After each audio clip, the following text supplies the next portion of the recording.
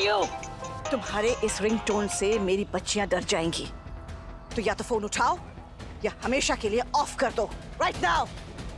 माफी माफी। का रे, रात भर दारू के नशे में धुत रहते है, सुबह जोरू को याद आवे।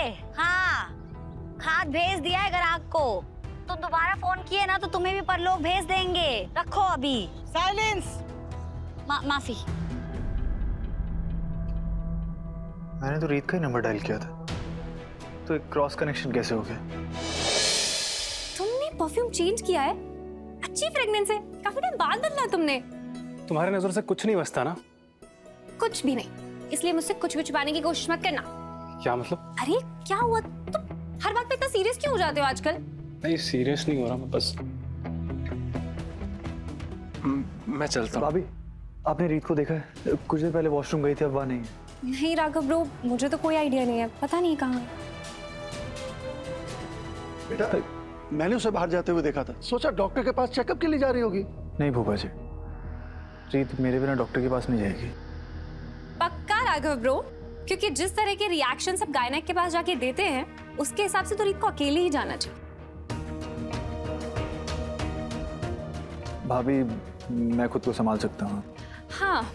अच्छा जी, इसलिए लास्ट टाइम जब भाभी का बीपी थोड़ा सा डेसिमल ऊपर गया था, तो अपने दिल्ली वाले डॉक्टर को फोन कर दिया था पूछने लगी वो प्रॉब्लम है कि नहीं। हम टॉपिक से भटक रहे हैं, मुझे रीत को ढूंढना है। राघव बेटा, अरे रीत नहीं मिल रही है तो फोन लगा ले।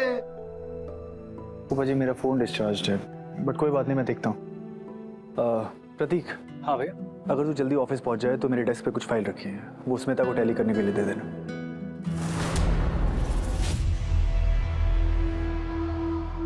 हाँ भैया, मैं कर दूंगा। मैं भी रीत को ट्राई करता हूँ। एक मिनट, स्मिता तुम्हारे ऑफिस में काम करती है? ये बात तुमने मुझे तो नहीं बताई प्रतीक। कहीं इसीलिए तो फ्रेगनेंस चेंज नहीं हो रही, या खोए खोए से रहते हो? तुम फिर से मुझसे बातें छुपाने लगे हो, तुम्हारा फिर से चक्कर चल रहा है। कम ऑन दिव्या, क्या बातें कर रही हो? पूरी दुनिया में सिर्फ एक ही स्मिता है क्या?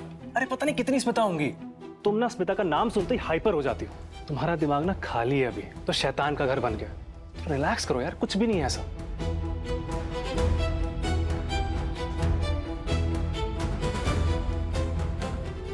अच्छा आंटी जी, मुझे आप ये बताइए, जब आप पूरी दुनिया के सामने आ ही गई हैं, तो आपने मुझसे ये बात क्यों छुपाई?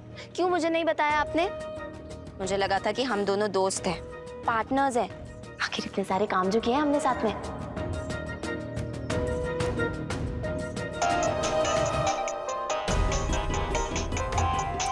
खैर, जो भी है, सुनिए ना आंटी जी, अच्छा मुझे ये बताइए ना कि ऐसी कौन सी बात थी जिसकी वजह से आपने ये सारी बातें मुझसे छुपाई?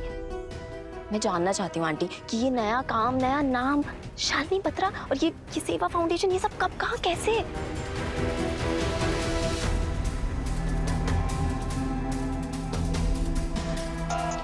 पूरे घर को ना पता चलने ही वाला होगा। उनको पता भी चल गया होगा आंटी जी, और मैं ही अकेली क्यों बचती हूँ हमेशा? है यू, तुम्हारे इस रिंगटोन से मेरी बच्चियां डर जाएंगी, तो या तो फोन उठाओ या हमेशा के लिए ऑफ कर दो राइट नाउ। माफी माफी। का रे, रात भर दारू के नशे में धुत रहते है, सुबह जोरू को याद आवे। हाँ, खाद भेज दिया है ग्राहक को, तुम दोबारा फोन किए ना तो तुम्हें भी परलोक भेज देंगे। रखो अभी। साइलेंस। माफी। मैंने तो रीत का ही नंबर डायल किया था, तो एक क्रॉस कनेक्शन कैसे हो गया?